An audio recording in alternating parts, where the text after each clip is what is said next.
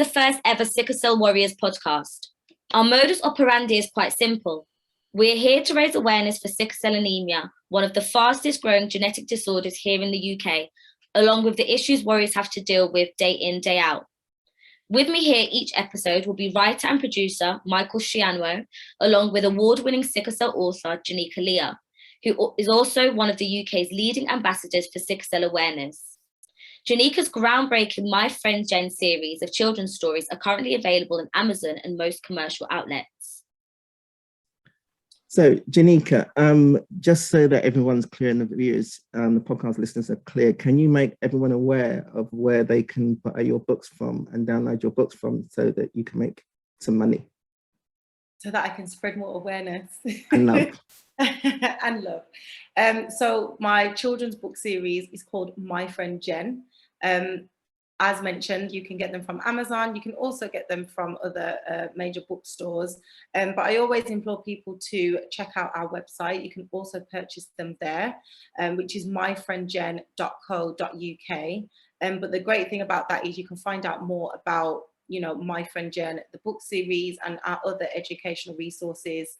And we also have an online community blog as well, so you can read up on the experiences of other sickle cell warriors, you know, living with sickle cell and what they're doing, what they're experiencing, etc., etc. So yes, do visit. And you've got some great feedback from parents as well. I mean, it's important you connect with parents as well as the children. And you've got some great yeah.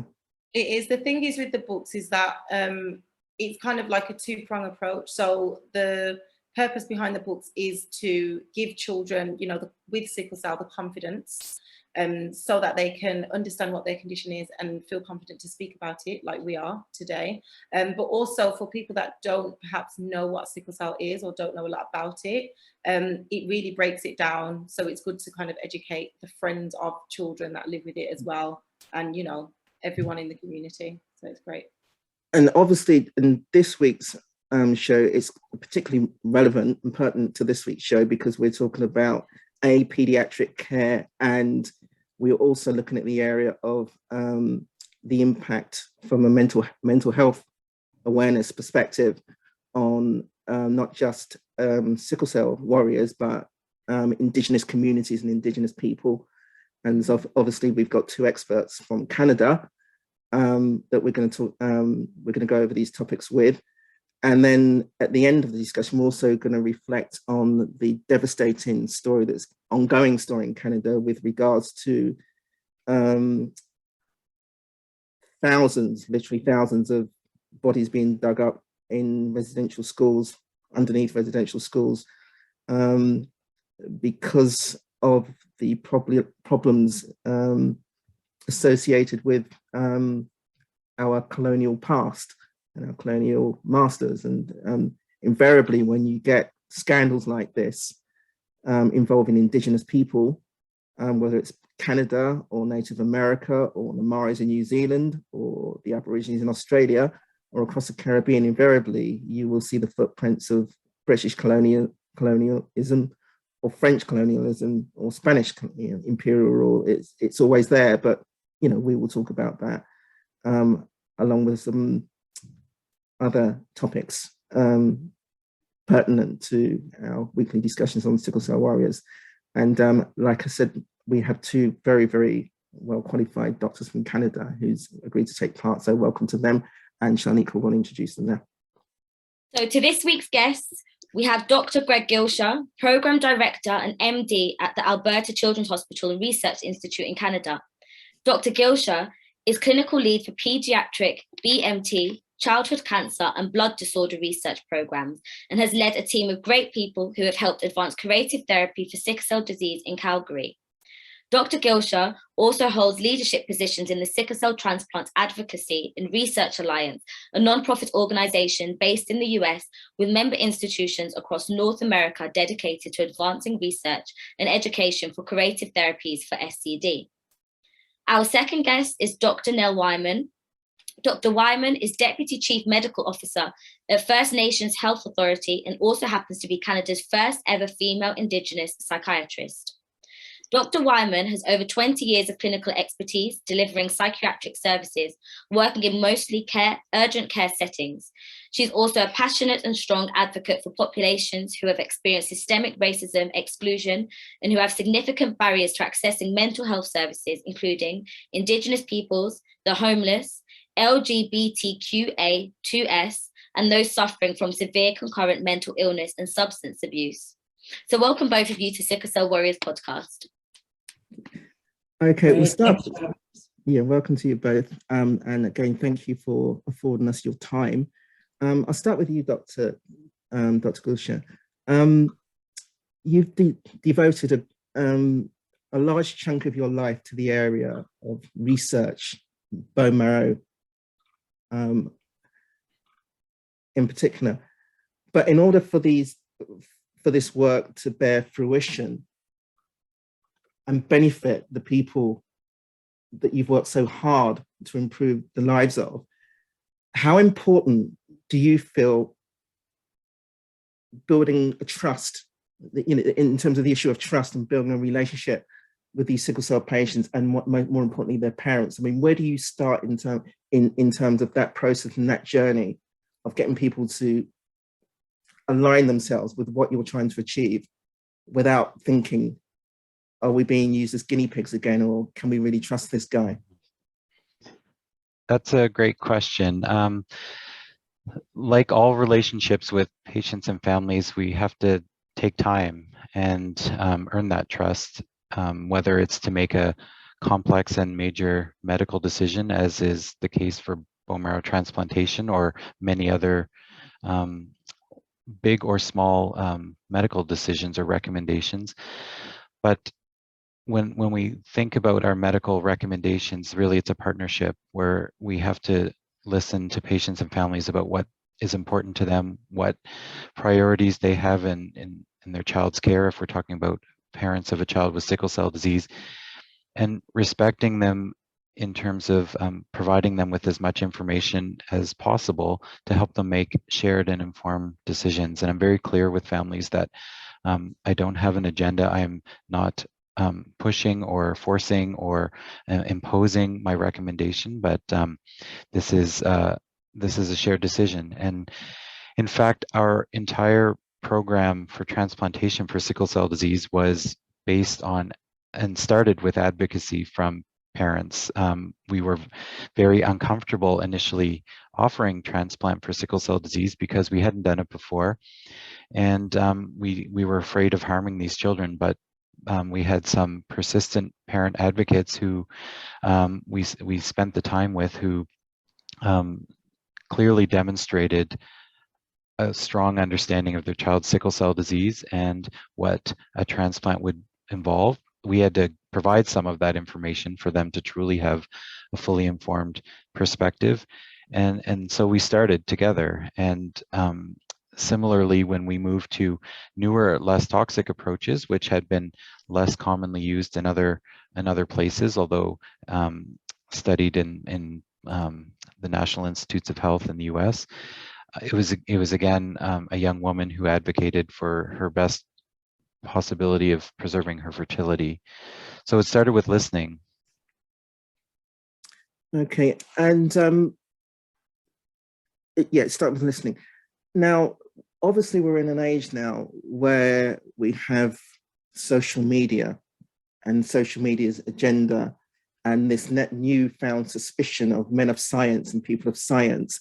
How much harder has that made your job in overcoming? First of all, you've got to, offer this information to people. You're building up trust with people, but then you now find yourself in an era whereby the word of a man of science is being challenged more now than at any point in history. And then we're talking about a long history where, back to the days of before Christ, when the suspicion of men of science was instant because it was the word of God that you listened to, or whichever religious organization that you would align yourself for.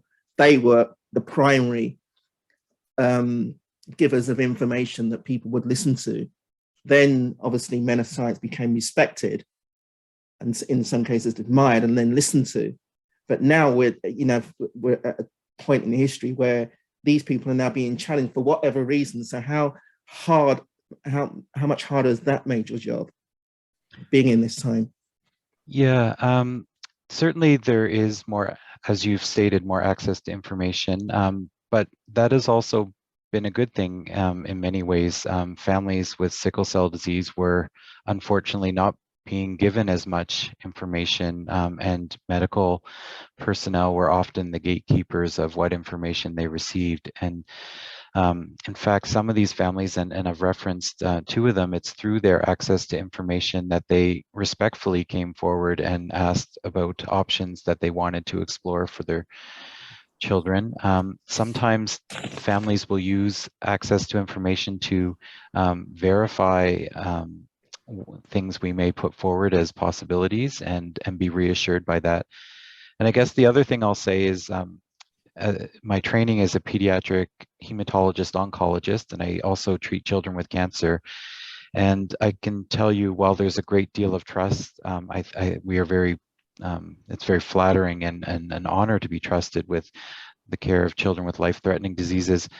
It's not foreign to me to have very high stakes situations where patients and families really want to respectfully challenge and know that what is being offered and recommended for their child is the right thing. So we're kind of used to that, and I don't feel threatened by it.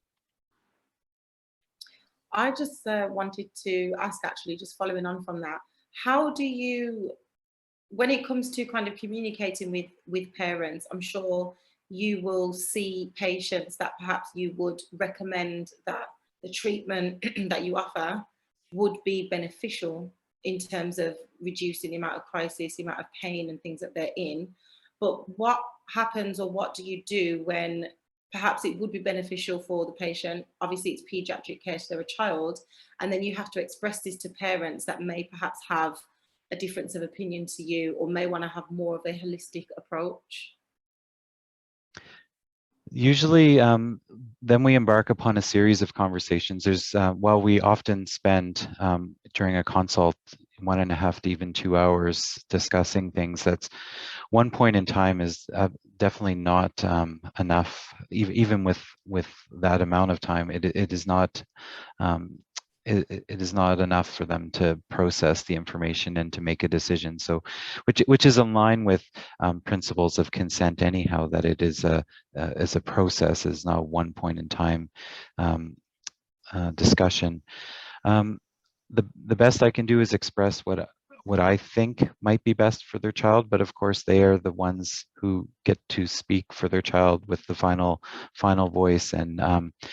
And sometimes it gets back to, what is the goal of the therapy? And while I would hope for a life with no further injury to the body from sickle cell disease, a family might say that infertility for their child is unacceptable in comparison to that.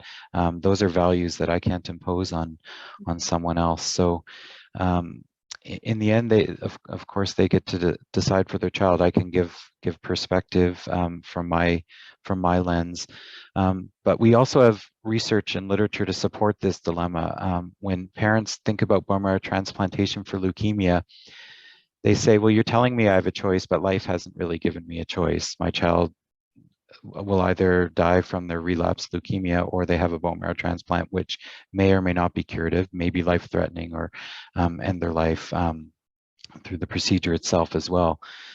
But when we have the dilemma of upfront risk to prevent long-term complications, that's a more complicated decision. And certainly the research we have and the narratives from patients and families speaks to that, the tension there that is difficult to resolve, because that is the dilemma.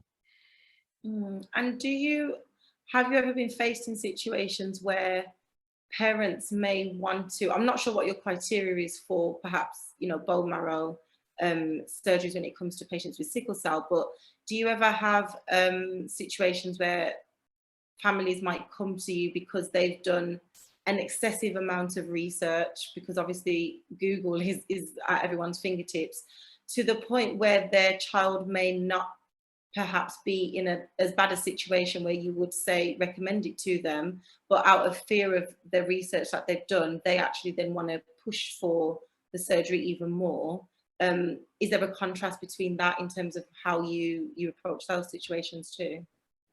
Yes, that is an ongoing good challenge, because the research is evolving so that the number of people eligible and the way we can, the number of donors, the ability to consider a half-matched parent is now a possibility that didn't exist before. And so one struggle we have is when do we think that knowledge is mature enough that we can offer more broadly these kinds of therapies, and who decides, the family or myself? Being a physician, there is appropriately responsibility bestowed upon us by society and also by our college, that we have to be responsible in how we prescribe therapies. And when we talk about bone marrow transplantation, we're talking about an extreme of potential intensity and harm that could be imposed upon a child. So and that is balanced against what could be viewed as paternalism, in terms of me being the decider as to whether or not a therapy can or should be offered. So we draw upon our international community, but increasingly we are having patients and families at the table. So for instance, within our STAR consortium in North America, we have a patient and family advisory committee that is helping us through the patient and family lens to inform these conversations. But in the end, it's very much about information gathering, and I have to be comfortable that I will not do something inappropriate and harm their child, and I express it that way, that it's out of care and concern for their child. But I also have to listen, because we wouldn't have started our program if I had simply stated that I've never done a transplant for sickle cell disease and I'm not comfortable with that. So it's a process. I don't know if I have a simple answer for it. No, but that one was, so it answered the question, which is great. Dr. Nell, your primary skill set is obviously in the area of psychiatry. And obviously you're Indigenous, you serve the Indigenous community, but I think it would be naive for me to suggest that just because you are Indigenous, that in terms of building trust, it's any easier. It's just a different set of qualities that you have to apply to this situation. So how hard, or if it was at all, was it for you to start building a level of trust? Because I can only imagine that there's one thing, people coming forward and reaching out to a Dr. Gulcha for medical help, but psychiatric help, people, I mean, even if they're not Indigenous, it's something they're always less reluctant to do. So how did you approach that situation? First of all, encouraging people to come forward, and then obviously building the level of trust between yourself and your own Indigenous community, whereby I think, yeah, we can trust this person. She's going to help us. Thanks. That's a great question. For myself, excuse me, I was interested in going into psychiatry because there was still an art, I felt, to the medicine as well as the science. And I found during my training that, I really loved hearing people's stories. And that's essentially what their history, what their medical history is. It's their story of their life, their circumstances, their symptoms. And so automatically, when I started to work on reserve, when I first finished my training, you're completely right. I mean, people had no reason necessarily to trust me more than a non-Indigenous physician. I'm not from that original community. So I think it was my approach to being curious about people, wanting to hear their stories. As Dr. Gilcher mentioned, in reinforcing that idea that we're a team working together, and, you know, respecting people's confidentiality. I think for, you know, when you work in small communities, Indigenous communities, racialized communities, word gets around. And so you have to be impeccable about maintaining confidentiality when you work in a small place, especially. And that was really important. So, you know, word, I guess, about me spread. You know, people knew more about me than I ever told people. And they figure it out that after 6 months or so of the clinic being open, they were like, oh yeah, I heard that you're not such a bad person after all. Like, because people have a fear of certain procedures, certain medical specialties. Psychiatry is an interesting one, right? Because we have a psychiatrist, we have the power to take away someone's civil liberties and hold them in hospital against their will. So there's always that fear that people are going to be mistreated. And so, you know, by being kind of open, honest, trustworthy, willing to work in partnership, all of those things start to build trust with people. And I think Dr. Gilcher talked about the principles that we now call, you know, having cultural safety and humility as physicians. So respecting where people are coming from, meeting them where they're at, and take a curious, humble approach to the patient that sits in front of you and their family, and doing your best to work together with them. You talked about one of the, you touched on taking away people's liberty. And I think it's been proven now, it's the same in England too, that people seem to be far more willing to apply that principle to people of color and people from an Indigenous community than other people, anyone else. So how have you approached that issue? Because I know it's as big, it's as big in here in London as it would, I would assume it to be in Canada, and certainly is in Australia with the Aboriginal community.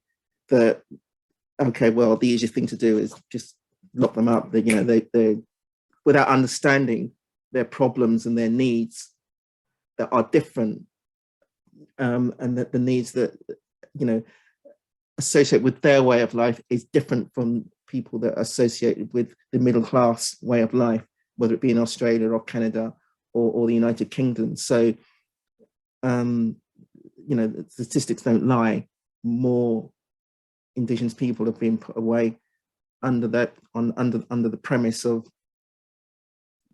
they're not mentally well, when perhaps if people had taken their time to listen to their stories, as you said, there are other things going on in their lives, but it's easier just to sign a form and knock them away and forget about them than it is to actually listen to them. So how have you approached that problem? Yeah, I think, again, it comes down to being transparent right from the start when you have a clinical interaction with a patient. You know, there, as you mentioned, you know, there are different reports in Canada, in different provinces, that show overrepresentation of Indigenous, Black, and people of color in involuntary being held involuntarily, both in the health system and in the justice system, of course. So for myself, you know, I was always, you know, really upfront with people from the start when I met them for the first time, and I would explain that I was there to listen to their story, but being a psychiatrist and the kind of role that I have, that if I did hear something that made me concerned for their own safety, as in being suicidal, or the safety of others, as in being homicidal, that I would have to, you know, take some action. This was in the emergency setting, for example. But I always found that people understood that. I think the problem really too comes down to populations that have been historically underserved. That there is a level of awareness of how the system works, how the health system works, that just because they've been underserved, they don't have that necessarily full, complete picture of awareness. And I don't in any way mean to be paternalistic.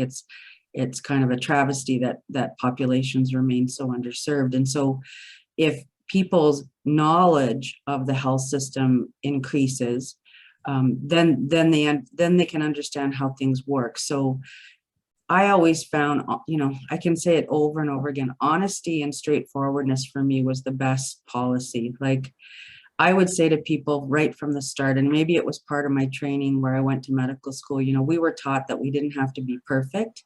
We didn't have to have every single answer.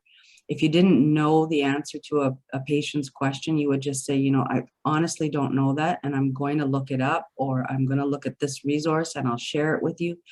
Patients, my whole 20 years of practicing have never said, oh my God, you're really stupid because you don't know that answer. Like, they've never said anything like that. They're like, I really appreciate you being upfront with me.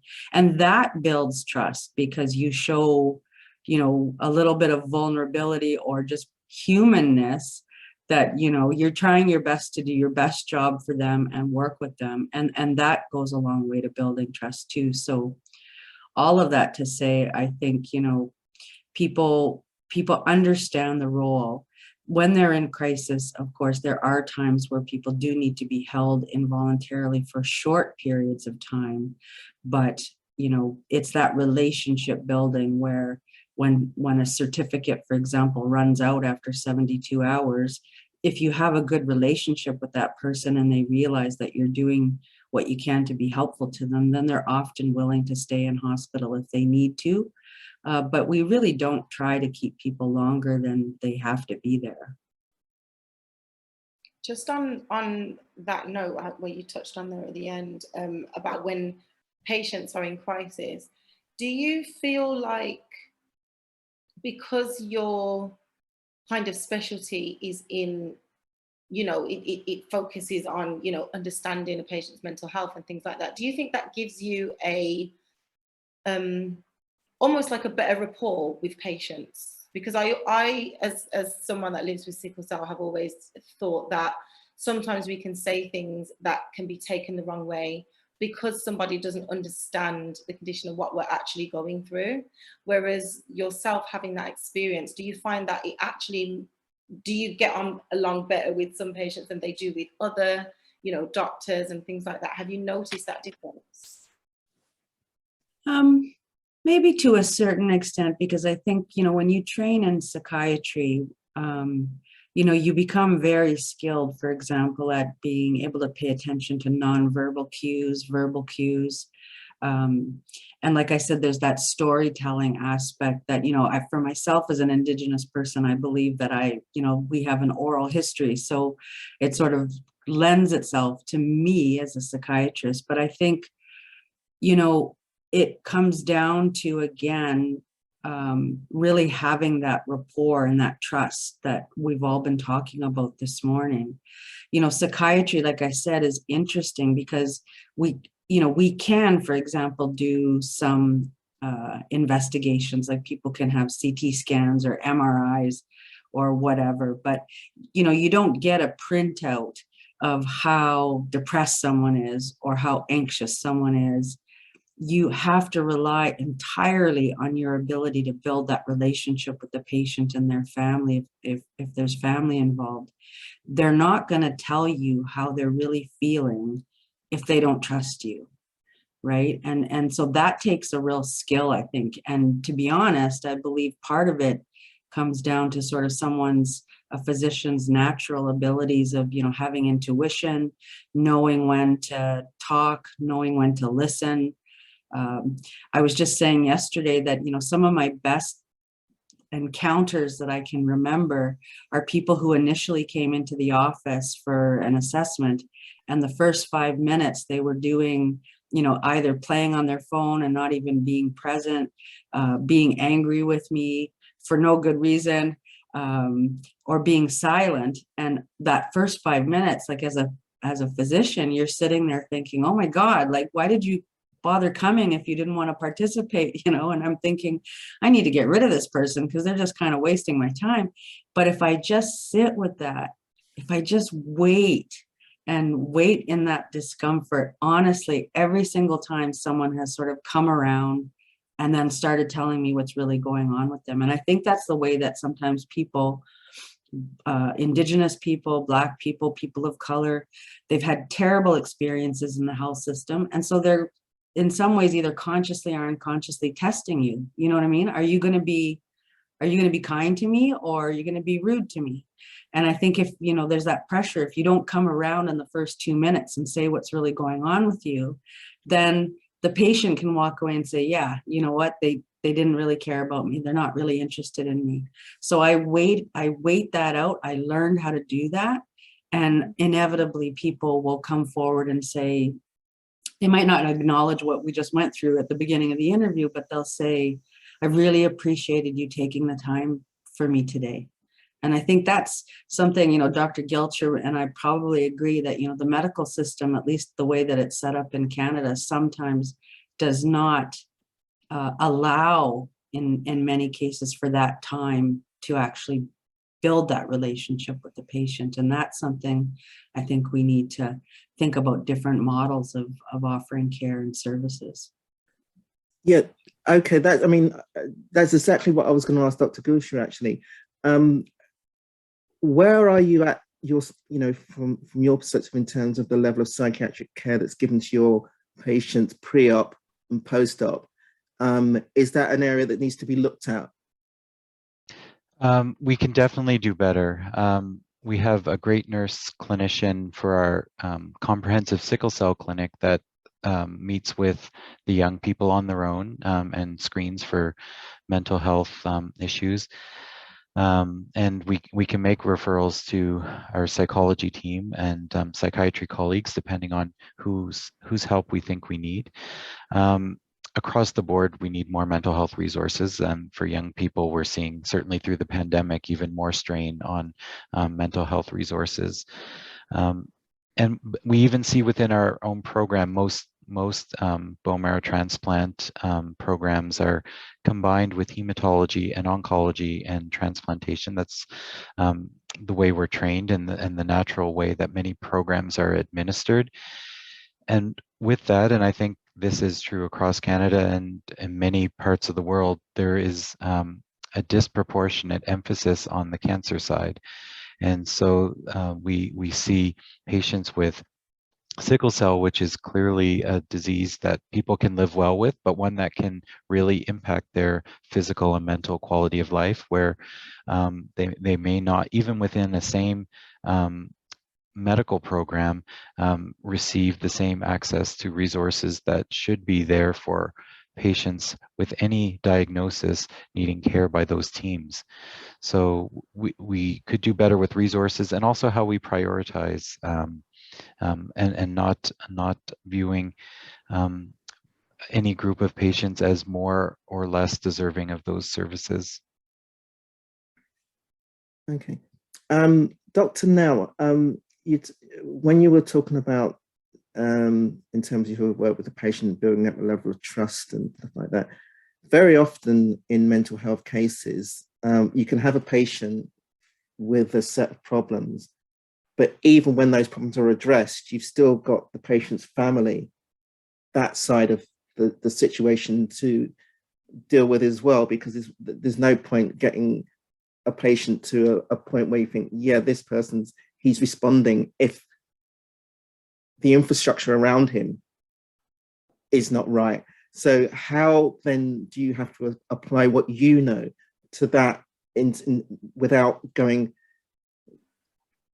People can be very defensive and thinking, well, this is not my fault that this person is the way it is, kind of idea. You've got that issue to deal with, haven't you? So how do you then go about solving the problems that might be around these patients?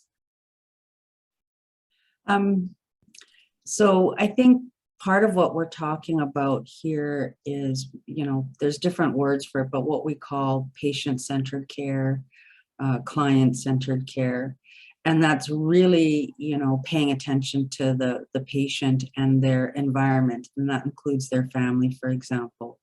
So for myself, you know, when I worked on reserve in an Indigenous community, you know, if a person was an adult, for example, we would need their permission to meet with their family in the first place. Sometimes people don't necessarily want their family involved, but many, many times, again, as I said, like if you have that relationship with a person, you can, you know, they'll give you their permission to meet with the family. So we did that quite a bit, actually.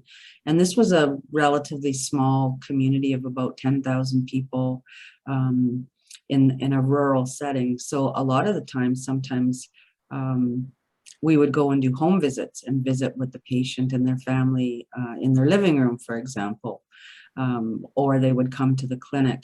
So, you know, being able to do sessions with the family is also important because, you know, probably the most common example would be someone who's depressed and needing treatment for their depression, and the family saying, you know, this is all in your head. You can, you know, just pull yourself up by your bootstraps.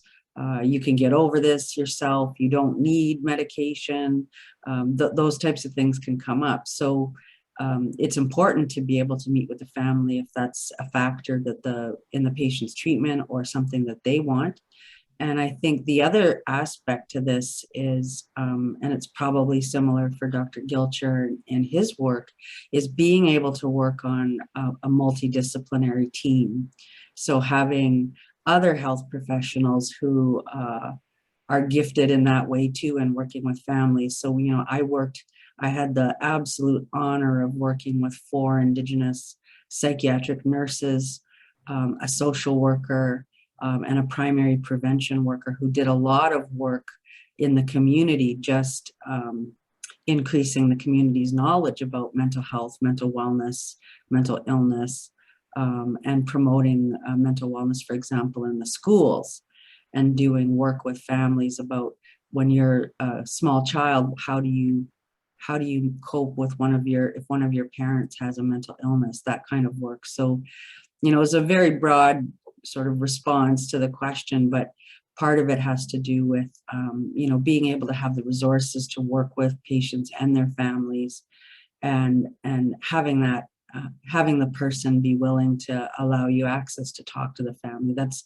not always the case, but in most cases, in my experience, working for long-term with people, the family was often involved. The both of you seem, you know, like speaking to you guys, first of all, you guys just actually agreeing to take part in this podcast and speaking so honestly about, you know, the lack of resources sometimes for people living with sickle cell, Indigenous communities, etc. And just, you know, the improvements that could be done in terms of the way that patients are treated, the way that we communicate with them as a whole. What do you guys both do kind of, you know, individually? I know you're in different parts of Canada, but do you know each other? Do you work together? Do you provide training to opposite, you know, different parts of where you are to try and improve the level of care and services that are out there for, you know, other patients? Because you guys are brilliant, but I know from experience that, you know, you can go to different parts of the world and you can have a completely different experience just because of the lack of understanding, awareness, empathy, all of those things. So what do you both do in terms of, you know, trying to do what you can to ensure that, you know, patients can have a equal level playing field wherever they go across Canada? I don't know who wants to take the question first. Maybe I guess I can start. So Dr. Gilcher and I have never met before. That's full disclosure.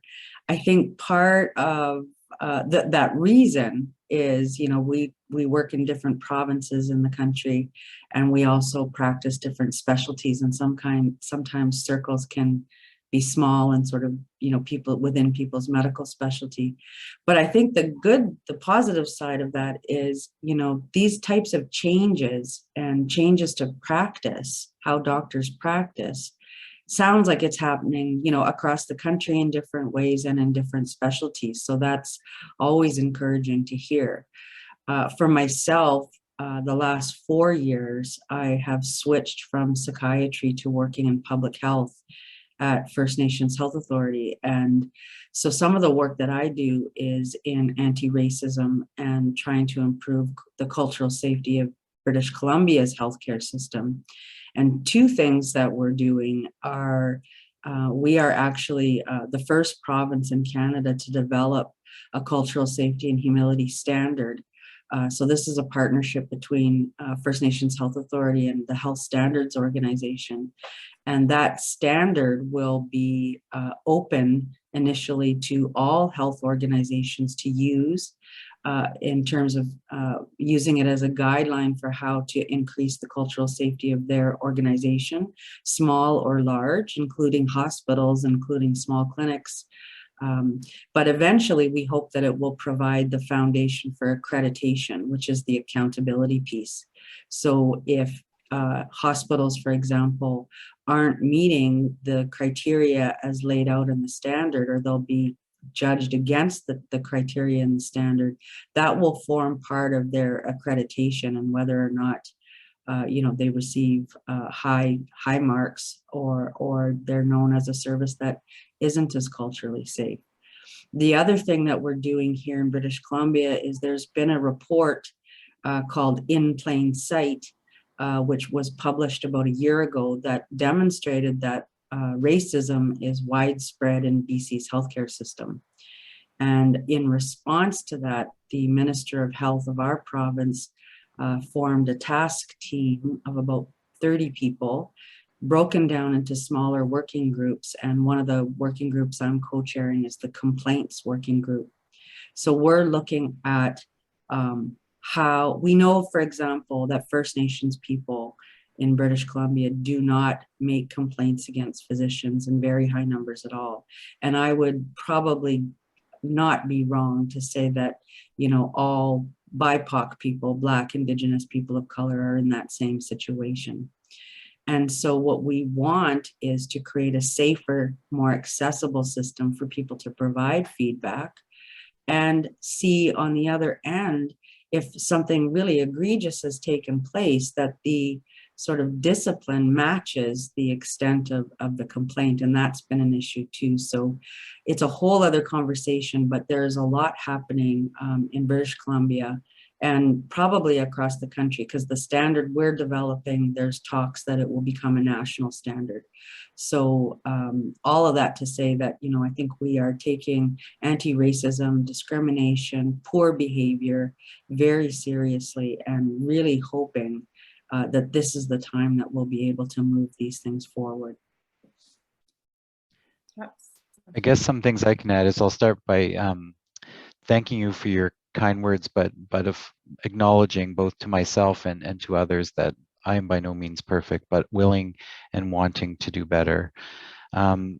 We have made some positive steps within our province, I think, with our provincial health authority now mandating annual training on cultural sensitivity with a focus on Indigenous populations. So not only do I view it as it is not only a requirement for me to do so, but the way in which I speak of these requirements and model my attitude towards it is important for our trainees and our colleagues. And so not viewing it as just something that must be done, but genuinely believing in its importance and modeling that behavior, as I mentioned. The other thing that a couple of things I believe strongly in, one calling out the racism that is systemic to our medical system, despite the acknowledgement and the discussion that we've had of egregious treatment of our Indigenous people through the centuries. Canadians like to view themselves as different than Americans or other parts of the world when it comes to tolerance, but yet we have this elephant in the room that we often don't talk about or call out. So recently we've had an administrative meeting of where we are with our programs, and I made a point of calling out medical racism towards our sickle cell or Indigenous patients, and sometimes it's at a higher level, as I've described, or as importantly, it's on the front lines, on the ground, when we are in rounds and there are perhaps not overt statements made, but the nonverbal, more difficult to necessarily say with certainty are examples of treating someone differently based on their ethnicity or whatever makes them more vulnerable as a person receiving medical care. But finding language where perhaps not accusatory, but making it clear that such biases are not acceptable. So we're not letting these kinds of statements go unchecked as much as before. There's still lots of work to be done, but these are examples where we can model to our colleagues, to ourselves, because we can always be better as individuals and as groups, and to the next generation of nurses and physicians and social workers, to show that, because they learn very much based on, we call it the hidden curriculum in medical education. There's what we teach people about diseases and processes and tests and things like that, but those in training learn a great deal from watching how people behave, and like children, we make decisions about what is acceptable or not based on how others behave and whether they get away with those behaviors without being called out on them. Okay.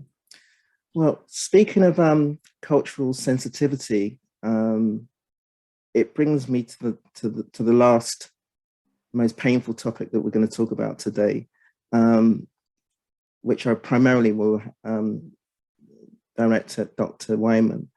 Canada has a very rich Indigenous population with an incredible history. To really understand their history and their culture, you have to live it. You have to, you have to be part of it. But there was one aspect of the last 200 years which we can't ignore anymore. And that's the fact that having lost their land, having had their land stolen from them, it didn't end there. The Indigenous population had to suffer one humiliation after another. Children were taken from parents in order to assimilate them into a lifestyle that they weren't even vaguely familiar with. And that was the premise, but obviously it went further than that. Can you articulate to anyone who doesn't know what actually happened in a broad sense, and then the devastation that that's still now causing and the pain that that's now causing your own personal Indigenous people, who now have to find, the world finally realizes that these children were taken and they never came back. I don't know where you start with that. Yeah, thanks, Michael. Yeah, so I think for your listeners, it's important to learn. One of the ways that we can bring about change as a society and as individuals and communities is to know our history and know what's going on in the present. Because I think a lot of the times one of the key mistakes or omissions that people make is to make this assumption that things have happened in the past and that they're over and that they're done with. And, I don't know, I see some shaking heads, people say, why don't you just get over it? That happened such a long time ago. And that's not necessary, that is not true. And so, the residential school experience is but one example in Canada of attempts to assimilate Indigenous people, First Nations people into the mainstream general Canadian population.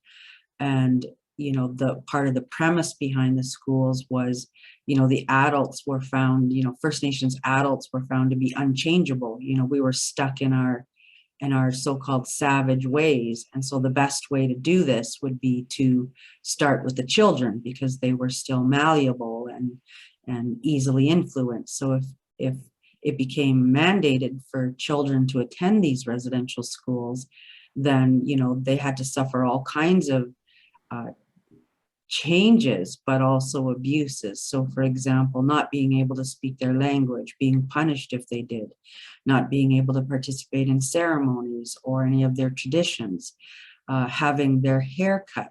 So for example, you know, for many Indigenous communities in Canada, growing your hair long is a sign of of respect. It's a sign of living a traditional life. And when you cut your hair, it's only in the case of you grieving somebody. So for young kids to have their hair long and then enter these schools and have their head shaved was an incredible emotional and physical insult to them. And the conditions, you know, as you know, Canada went through had a Truth and Reconciliation Commission. The final reports came out at the end of 2015, so about 6 years ago. And, you know, I would suggest to your listeners that, you know, maybe not go and read all the reports because there's literally thousands and thousands and thousands of pages, but it's important to know about the TRC Commission and what some of the calls to action were, but also to delve a little bit into that history. So, you know, what you were talking about, Michael, I think was some of what we call intergenerational trauma. So even though these schools opened in the late 1800s, the last residential school didn't close until 1996 in Canada, which wasn't that long ago. And so again, when people say, you know, why haven't you gotten over it? It's because people are still directly affected by the abuses that were suffered in those schools and the deaths. So the TRC Commission documents, you know, the emotional abuse, the cultural abuse, the physical and sexual abuse, and in some instances, the deaths that occurred in those schools, either due to traumatic injuries, to malnutrition, to chronic diseases that went untreated. And we find ourselves in the situation in the last year or so in Canada, over the summer especially, where the unmarked graves of children who died at these schools have started to become discovered at different sites. So there are, I think that the Truth and Reconciliation Commission estimated that there were probably around 3,000 or 4,000 deaths, graves at sites of former residential schools, but that was an underestimate. And to be honest, nobody really knows the exact number because the records are either kept from us or are incomplete.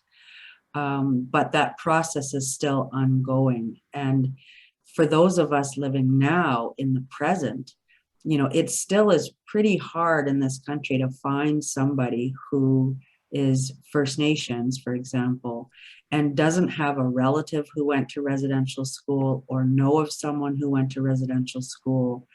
Both my parents, for example, I've been told went to residential school. And I am a survivor of what's called the 60s scoop, which was the next wave after residential schools, where Indigenous children were taken from their families and adopted out permanently into non-Native families, which in some cases the abuses were the same, but the cultural loss was even more significant because we never had contact with our communities after our adoption. So all of that to say, Canada has a very long, painful history of treatment of Indigenous people and First Nations people. And it is our national shame. And it's something that we have to contend with. But what I will say, because I always like to, you know, I've been working in this area for over 20 years. And if I wasn't hopeful, I would always be despairing. So I have to be hopeful. And I have to honestly say that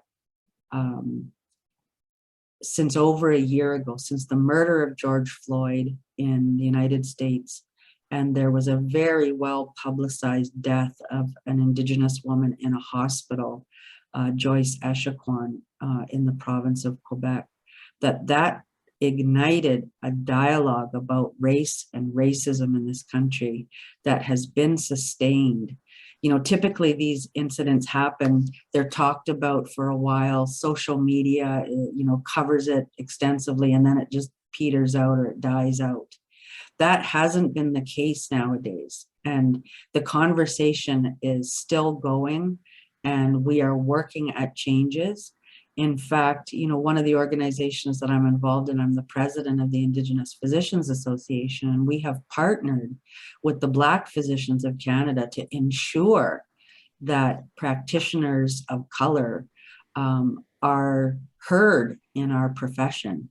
And ultimately, you know, we continue that advocacy work, and that will only translate back to better care for patients, and particularly for BIPOC patients. And that brings us, I think, probably full circle around too, as well, to talking about, you know, being able to provide the best care, and as a person of color, being able to access the health system safely and receive the standard of care that is available to everybody, regardless of who they are, what community they come from, what color they are, and taking an intersectionality into account as well too, right? So we have to keep fighting. Obviously, there's still issues. I'm not going to gloss those over, but the challenge is still ahead of us. But we have to know our history in order to make a better present.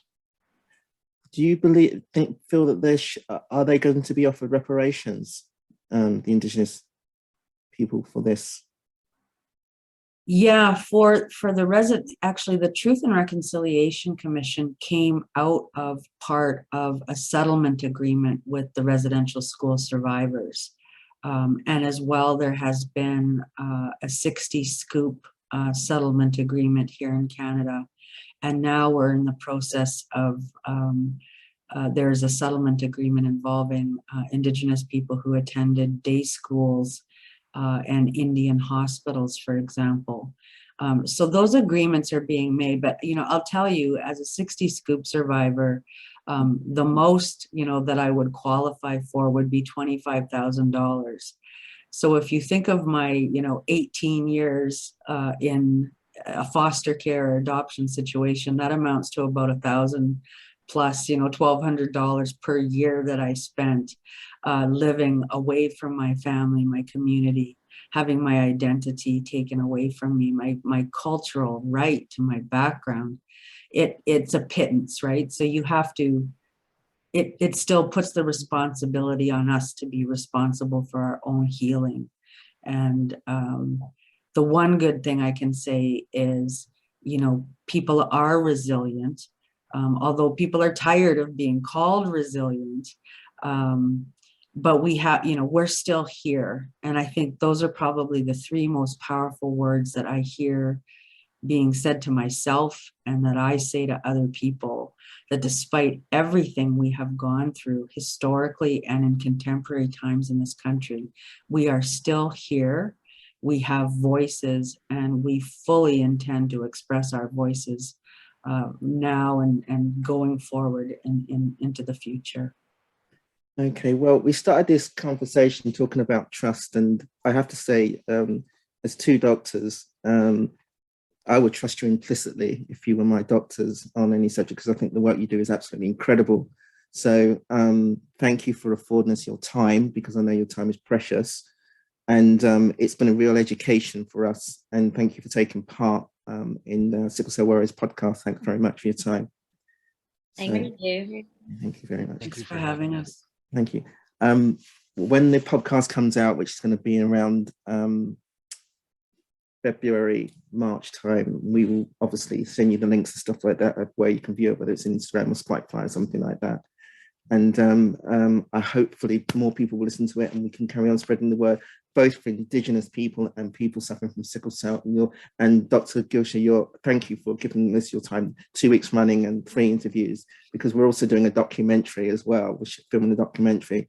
And again, your work is incredible. So thanks for affording us your time. Okay. Yes, awesome. Both of you. Thank you so much. It's been so insightful, so amazing. And as Michael said, I would trust you, literally. Both of you. Well, great to meet you all, and best of luck with the documentary. And Jen, can you order books internationally? Yes, I definitely can. have I mean, I think you've been copied in. Have we been copied into emails? Yeah. So if you email me, Jenica@myfungen.co.uk, let me know. I will sort you out because it's, yeah, definitely. That's great. Thank you. I learned All since right. our Take care. meeting last week that our nurse clinician for our sickle cell clinic is not only aware, but we're now seeking some resources to be able to distribute your books to some of our families. But it was already known. It was already known to her, or your work was already known to her. Okay, that's good. Yeah, I'm she was getting out there. excited. It's good to know that the reach is there, because I try very much, but I'm only one person, so to try and spread the word. So that's why conversations like this I always find is really, really useful as well, to be able to get the message out there. So thank you both. It's all for the greater good. So thank you very much for your time. It's brilliant. Thank Dr. Weeman, it was a Thanks for privilege to having me. hear your insights. It was lovely to meet you. Okay. Thanks. Okay. We'll be in touch with you both. Okay, bye-bye. Have a good day. Bye. Hello. So Hello.